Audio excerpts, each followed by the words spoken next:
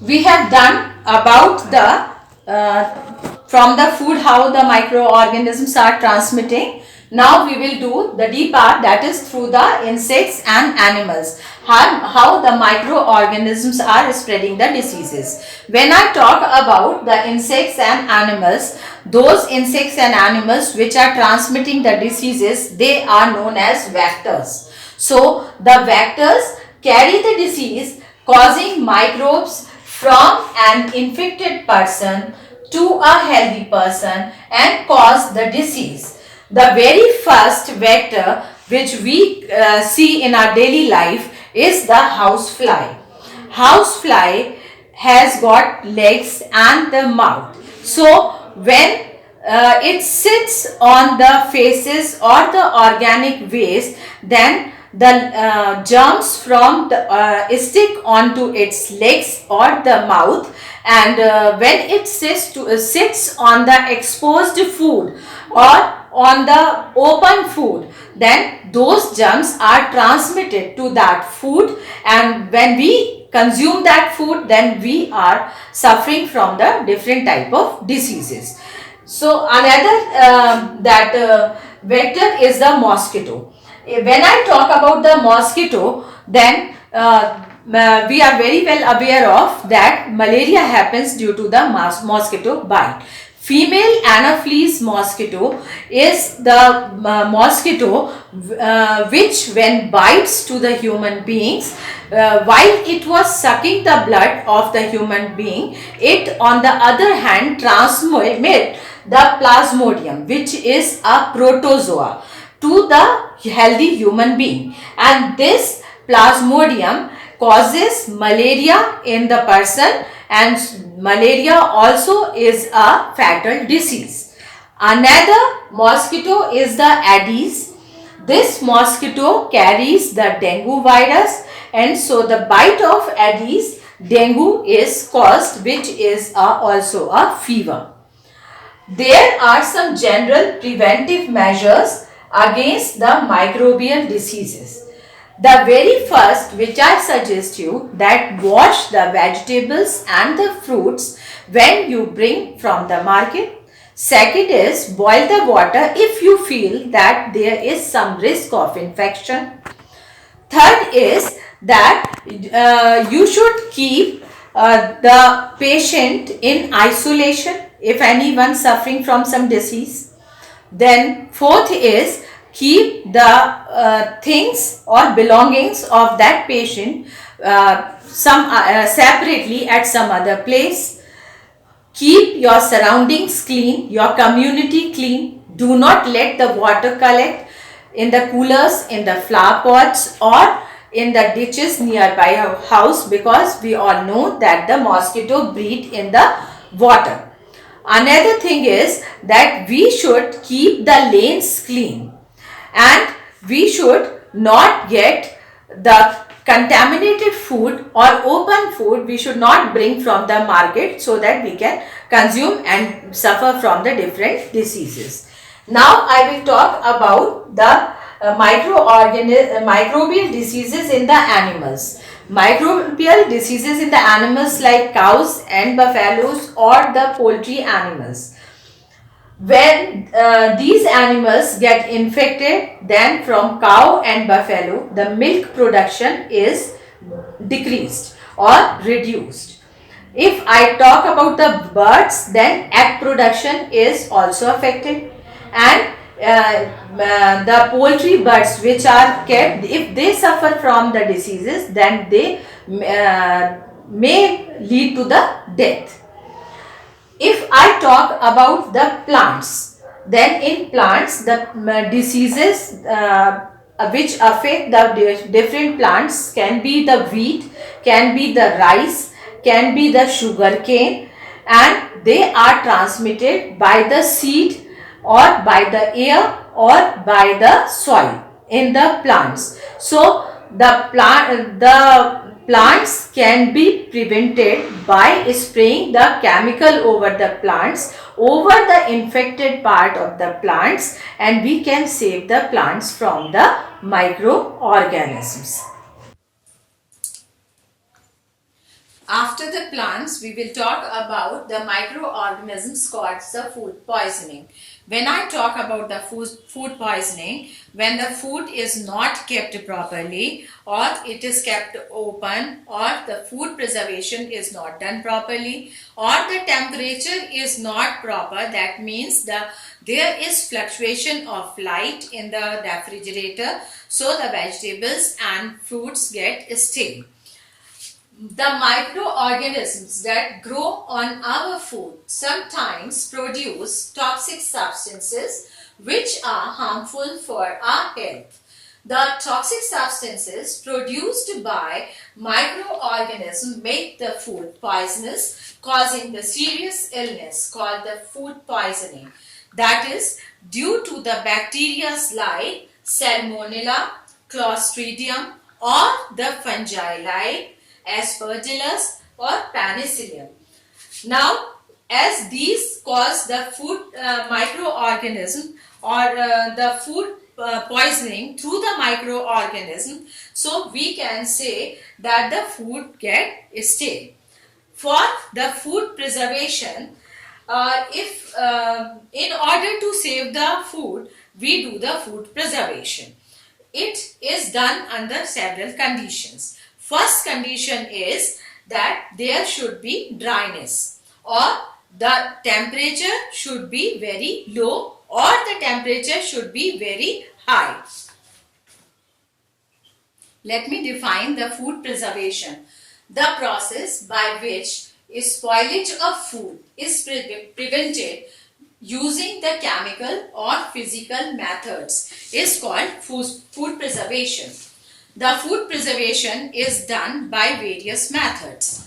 First of all, a chemical method is used. In chemical method, we are using the chemicals to preserve the food. The very common is the sodium benzoate, citric acid, or potassium metabisulfate. If I talk about sodium benzoate is used to preserve the fruit juices and the squashes. The citric acid is used to preserve the confectionaries, and potassium metabisulfate is used to preserve the jam and the jellies. After the first step, I move on to the preservation by the common salt. Preservation by common salt, usually the fish and the meat was preserved by salting. So what happens when the salt is applied, then salt reduces the growth of the microbes by taking out the moisture from the food.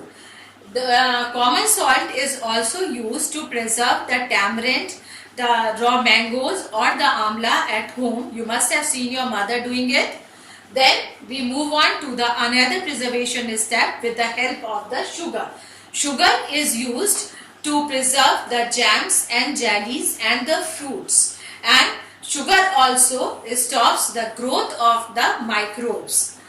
The next step is to do the food preservation with the help of oil and vinegar. Oil and vinegar, it cuts off the supply of oxygen for the food, and you have seen that oil is used to preserve the food. When your mother make that pickle of the raw mango, and after that pickle is ready, your mother adds the vinegar and the oil in order to stop the growth of the microbes in the jar, so it remains for the whole year as such. The next step is the preservation by the pasteurization. Pasteurization is a particular process to preserve the milk. In this process, the milk is heated up to 70 degrees centigrade at 15 to 30 minutes, 15 to 30 seconds, and then it suddenly cooled up to 10 degrees centigrade in order to kill the bacteria or germs which were remaining. Then this process is called pasteurization, and this was discovered by Louis Pasteur in 1862. The next process of food preservation is the cooling. Cooling, as we are preserving the fruits and vegetables in the refrigerator at low temperature, the cooling is done, and so the food remains preserved for some time. Or when they are preserved in a large amount in the storages, the freezing is done. That means the food is preserved at very low temperature. The next is the canning or vacuum packing. Canning is done the food is heated, or the germs are killed at high temperature, and then they are canned in airtight containers. That is the canning or the vacuum packing is done. Next is the heating. Heating is done such as the milk can be preserved by heating again and again. If you heat the milk, then milk is not spoiled. Then the dehydration. Dehydration means the removal of the moisture from the food. The wheat, rice or pulses are exposed to the sunlight in order to remove the moisture from them, and they are preserved. If you must have seen your mothers making the potato chips at home, then she make the potato chips dipped in the boiled water, and then she flattens it and expose it to the sunlight in order to remove the moisture from it, and that process is called dehydration. So these are the various steps by which the food preservation is done. Good morning everyone. I welcome you to the science class of 8th standard. I am Nidhi Bhargava, going to teach you the science lesson. We were discussing earlier the lesson number 2, that is microorganisms, friend and foe. I have told you in the last lesson about the useful microorganisms. Today we are going to study about the harmful microorganisms. There are many harmful microorganisms present in the nature. The microorganisms harm the human beings, animals and plants as well. The microorganisms which are causing the diseases in the human beings, in the plants or in the animals, they are known as pathogens. They cause the different type of diseases like the communicable diseases. The diseases which are spread through the air, water, food or through the direct contact of person to person are called the communicable diseases. So we can define the communicable diseases as microbial diseases that can spread from an infected person to other healthy person through air, water, food, physical contact or by animals. For example, cholera, common cold, TB, etc. And don't forget about COVID-19. That is also a communicable disease. That is why all of you are in your houses. If I talk in detail, that means these diseases, how they are spreading through the air.